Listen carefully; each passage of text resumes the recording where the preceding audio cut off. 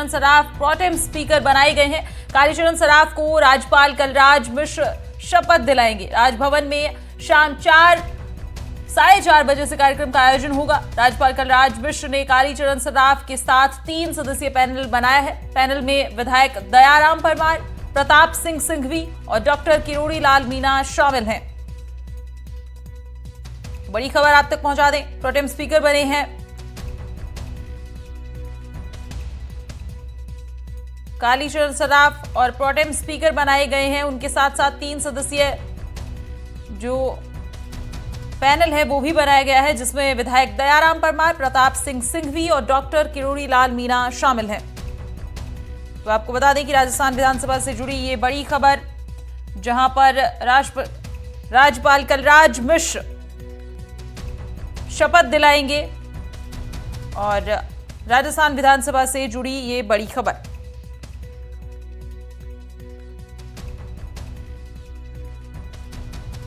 और खबर पर ज्यादा जानकारी लिए वीरेंद्र सिंह शेखावत हमारे संवाददाता हमारे साथ जुड़ गए हैं। वीरेंद्र, आपसे पूछना चाहूंगी कि प्रोटेम स्पीकर की नियुक्ति हो गई है, अब आगे क्या? देखिए, कालीचरण सराफ को प्रोटेम स्पीकर के तौर पे आज नियुक्ति दी जाएगी और लगभग 4:30 बजे है राजभवन में कलराज मिश्र है उन्हें शपथ दिलाएंगे। इसके अलावा 3 अन्य नेता जिसमें किरोड़ी लाल मीणा भी है, इसके अलावा आप देखेंगे प्रताप सिंह सिंघवी भी है। इन तमाम जो ये बड़े नाम हैं वो इनके सहयोगी के तौर पे शपथ लेंगे। इसके अलावा अगर बात की जाए पूरे इसमें राजस्थान के अंदर, जैसे ही कह सकते हैं कि मुख्यमंत्री भजन लाल शर्मा ने अपने दिल्ली दौरे के बाद ये जो मीटिंगों का दौर हुआ है दिल्ली के अंदर, उसके अंदर पहला अगर कह सकते हैं कि जो भाजपा के द्वारा निर्णय लिया गया है, इसमें जो कालीचरण सराफ है वो वसुंधरा राजे सिंधिया के कार्यकाल के अंदर भी जो कह सकते हैं कि मंत्री पद पे भी रहे हैं और अब उन्हें प्रोटेम स्पीकर के तौर पे आज जो 4:30 बजे है वो शपथ दिलाई जाएगी। जी, और कार्यक्रम क्या है इसके बारे में भी बताएं एक बार।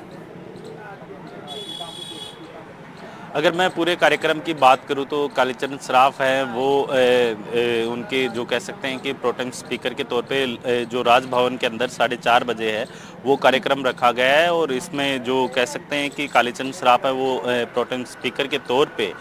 शपथ लेंगे 4:30 बजे। और इस कार्यक्रम के दौरान कह सकते हैं कि राजभवन के अंदर जो कलराज मिश्र हैं वो कालीचरण सराफ को शपथ दिलाएंगे। उसके अलावा अगर हम बात करें अन्य लीडर्स की, जिसके अंदर आप देखेंगे किरोड़ी लाल मीणा हैं वो उनके सहयोगी रहेंगे। इसके अलावा अगर अन्य नेताओं की बात की जाए तो प्रताप सिंह सिंघवी है। तो ये जो बड़े नाम हैं वो इनके साथ रहेंगे। वहीं अगर मैं मंत्रिमंडल की बात करूं सुनीता, तो आप देखिए कि राजस्थान के अंदर भाजपा ने अपनी सरकार बना ली है और कह सकते हैं कि स्पीकर के तौर पे विधानसभा अध्यक्ष के तौर पे वासु देवनानी रहेंगे। वहीं अब देखेंगे कि जिस तरीके से जो MP छत्तीसगढ़ और अब राजस्थान के अंदर भी सेम जो फार्मूला यूज किया गया है कि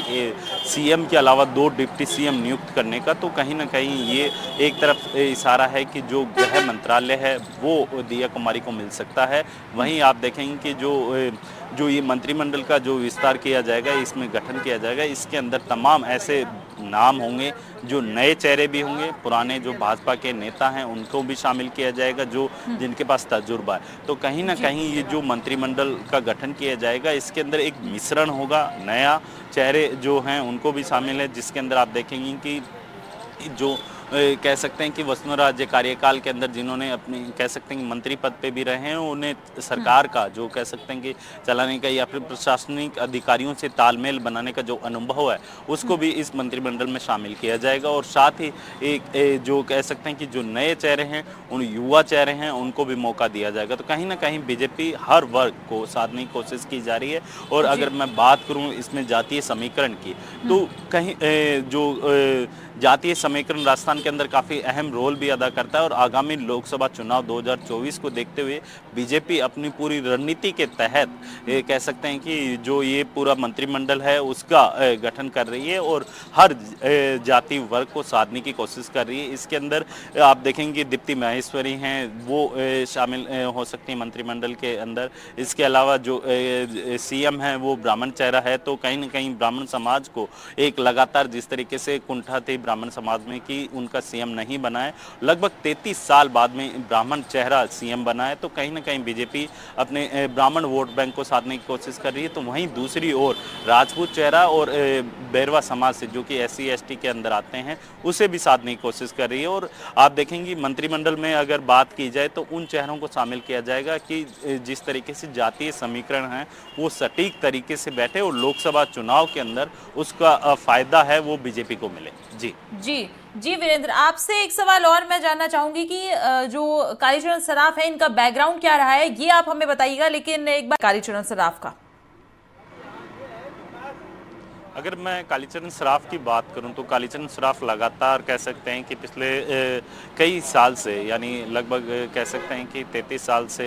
जो सक्रिय राजनीति के अंदर अपनी भूमिका निभाते रहे हैं। और वहीं आप देखेंगे कि कालीचरण सराफ है, चाहे कह सकते हैं कि वसुंधरा राजे सिंधिया हो, वसुंधरा राजे सिंधिया के 2 कार्यकाल के अंदर मंत्री पद पे भी रहे हैं, क्योंकि अगर मैं चिकित्सा मंत्री के तौर पर उन्होंने अपनी काफ़ी बड़ा रोल अदा किया वसुंधरा राजे सिंधिया के जो कार्यकाल था उसके अंदर। अब वो प्रोटेम स्पीकर के तौर पे कह सकते हैं कि जो उनका तजुर्बा है, जो उनकी कह सकते हैं कि राजनीति का जो एक एक्सपीरियंस है, वो तमाम जो बीजेपी के विधायक हैं उनको उसका फ़ायदा मिलेगा। तो कहीं ना कहीं कालीचरण सराफ है, मालवीय नगर विधानसभा क्षेत्र से लगातार जिस तरीके से बीजेपी की झोली के अंदर सीट जीत कर आते हैं, और विधानसभा क्षेत्र जो कि मालवीय नगर विधानसभा क्षेत्र जो जयपुर में आता है, वहाँ से वो लगातार अपनी जीत है वो हासिल करते हुए आए हैं। तो इसका जो फ़ायदा है, कह सकते हैं कि जो उनकी राजनीति का जो एक्सपीरियंस है वो नए विधायकों को तो मिलेगा ही मिलेगा, वहीं उनके पास जो कह सकते हैं कि सरकार के अंदर रह के, मंत्री पद पे भी रह के उनको किस तरीके से किन अधिकारियों को, जो कह सकते हैं कि जो प्रशासनिक अधिकारी हैं उनको किस तरीके से मैनेज करना है, तो इसका भी जो भाजपा की जो नई सरकार है उसको मिलने वाला है। तो कालीचरण सराफ हैं, वो लगातार कह सकते हैं कि सक्रिय राजनीति के अंदर काफ़ी अहम रोल अदा भी किया है, और अब उन्हें प्रोटेम स्पीकर के तौर पे बीजेपी ने कह सकते हैं कि जो दिल्ली के अंदर जो CM भजनलाल शर्मा के साथ और जो केंद्रीय नेतृत्व है बीजेपी का, उनके साथ जो मीटिंग हुई है उसमें ये डिसाइड हुआ है कि कालीचरण सराफ है वो प्रोटेम स्पीकर के तौर पे आज राजभवन के अंदर तकरीबन 4:30 बजे वो अपनी शपथ लेंगे। इसके अलावा अन्य जो बीजेपी के नेता है, जिसमें किरोड़ी लाल मीणा है, इसके अलावा कह सकते हैं कि प्रताप सिंह सिंघवी है, तो ये जो चेहरे हैं बीजेपी के पुराने चेहरे हैं, बड़े नेता कहे जाते हैं। तो कहीं ना कहीं बीजेपी अपने पुराने लीडर्स को नए चेहरों के सामने इसलिए प्रेजेंट कर रही है कि जो जातीय समीकरण है, कह सकते हैं कालीचरण सराफ है वो लगातार, क्योंकि मालवीय नगर से पिछले काफ़ी समय से जीतते आए हैं, और उसका जो फ़ायदा है वो बीजेपी लेना चाह रही है। तो लोकसभा चुनाव है, तो लोकसभा चुनाव के अंदर बीजेपी कह सकते हैं कि जो जातीय समीकरण है वो भी साधने की कोशिश कर रही है। तो आप देखेंगे कि CM है वो खुद ब्राह्मण चेहरे से, वहीं डिप्टी CM हैं वो राजपूत और दलित समाज से आते हैं। तो कहीं ना कहीं ये जो जातीय गणित बिठाने की कोशिश कर रही है, और इसका जो फ़ायदा आगामी 2024 के जो लोकसभा चुनाव है उसमें लेने की जो पूरी कह सकते हैं कि जो रणनीति है वो तैयार की जा रही है। जी, और जो पैनल के तीनों सदस्य हैं इनकी क्या भूमिका रहेगी वीरेंद्र, ये भी अगर आप हमारे दर्शकों को बताएं। माफ कीजिएगा, सवाल दोबारा कीजिए। जो पैनल के तीनों सदस्य हैं इनकी क्या भूमिका रहेगी, इसके बारे में भी बताएं। देखिए, अगर इस पूरे पैनल की बात की जाए तो इस पूरे पैनल के अंदर जो कालीचरण सराफ है, इसके अलावा किरोड़ी लाल मीणा काफ़ी लगातार जिस तरीके से अशोक गहलोत सरकार के अंदर आपने देखा होगा कि जो लोगों से जुड़े हुए मुद्दे होते हैं, जो आम जनता से जुड़े हुए जो मुद्दे हैं वो लगातार उठाते रहे, और हर मुद्दे के अंदर उन्होंने अपनी जो मौजूदगी है वो दर्ज कराई है। तो कहीं ना कहीं जिस तरीके से कालीचरण सराफ हो गए,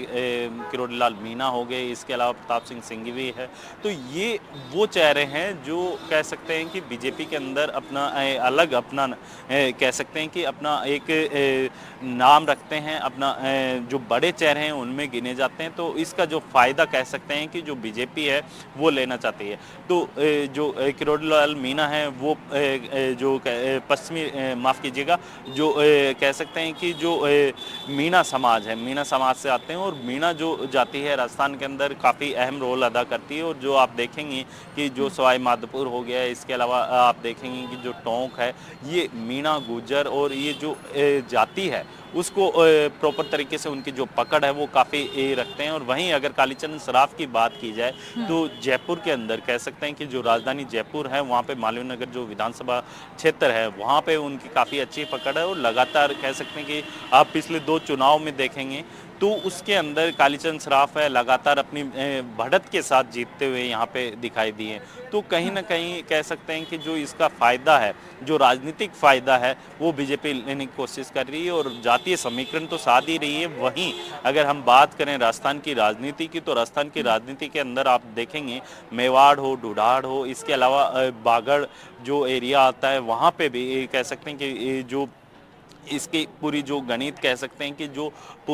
जो राजनीतिक गणित है वो साधने की कोशिश कर रही है। और वहीं क्योंकि जिस तरीके से बीजेपी ने अपने इस विधानसभा चुनाव के अंदर हर जाति हर वर्ग को साधने की कोशिश की और जो जनता से जुड़े हुए मुद्दे होते हैं, क्योंकि राजस्थान के अंदर आपने देखा होगा कि पिछली सरकार के अंदर अशोक गहलोत सरकार के अंदर जो पेपर लीक के मुद्दे थे उनको किरोड़ीलाल मीणा ने काफ़ी लगातार उठाया और युवाओं से जुड़े हुए जो मुद्दे, क्योंकि उनकी जो कह सकते हैं कि जो युवा वोटर्स है वो किरोड़ीलाल मीणा को बाबा के नाम से जानते हैं। तो कहीं ना कहीं इसका जो युवा वोट बैंक है उसको भी साधने की कोशिश की जा रही है। जी बिल्कुल वीरेंद्र, अभी इंतजार सभी को भजन कैबिनेट का है कि कौन कौन से वो चेहरे होंगे, संभावित चेहरे हालांकि हमने हमारे दर्शकों को दिखाए हैं, लेकिन फिर भी इंतजार है कि किसको कौन सा विभाग दिया जाता है। खैर, आपका बहुत शुक्रिया हमारे साथ जुड़ने के लिए और तमाम जानकारियों के लिए।